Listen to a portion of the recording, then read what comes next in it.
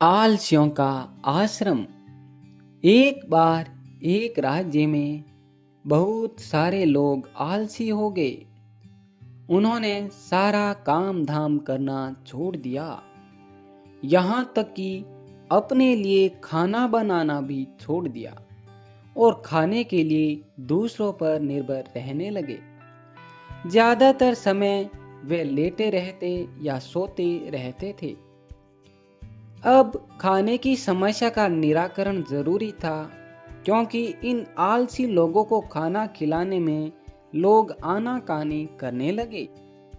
एक दिन सभी आलसियों ने राजा से मांग की कि सभी आलसियों के लिए एक आश्रम बनवाना चाहिए और उनके खाने की व्यवस्था भी करनी चाहिए।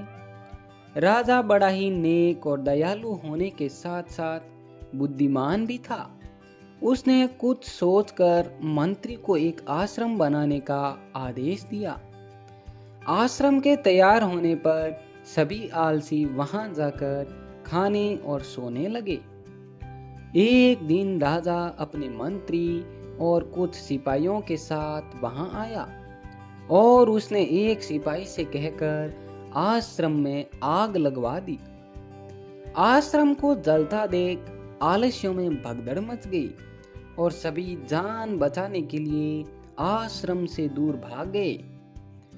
जलते हुए आश्रम में दो आलसी अभी भी सोए हुए थे, आराम की नींद फरमा रहे थे। एक को पीठ पर गर्मी महसूस हुई तो उसने पास ही में लेटे हुए दूसरे आलसी से कहा, मुझे पीठ पर गर्मी लग रही है, जरा देखो तो क्या माजरा है। तभी दूसरा आलसी बोलता है, तुम दूसरी करवट लेट जाओ। दूसरे आलसी के बिना आंखें खोले ही उसने ये उत्तर दे दिया था। यह देखकर राजा ने अपने मंत्री से कहा, केवल ये दो लोग ही सच्चे आलसी हैं, इन्हें भरपूर सोने और खाने को दिया जाए।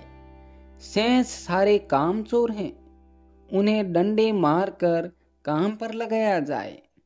तो दोस्तों, इस कहानी से हमें यह सीख मिलती है कि कभी दूसरों की नकल नहीं करनी चाहिए। जो व्यक्ति सच में जैसा होता है वह वैसा ही रहता है। दोस्तों, अगर ये कहानी पसंद आई तो इसे लाइक, शेयर एंड सब्सक्राइब करें और ऐसी ही कहानियाँ देखने के लिए अन्नू स्टोरी चैनल को सब्सक्राइब जरूर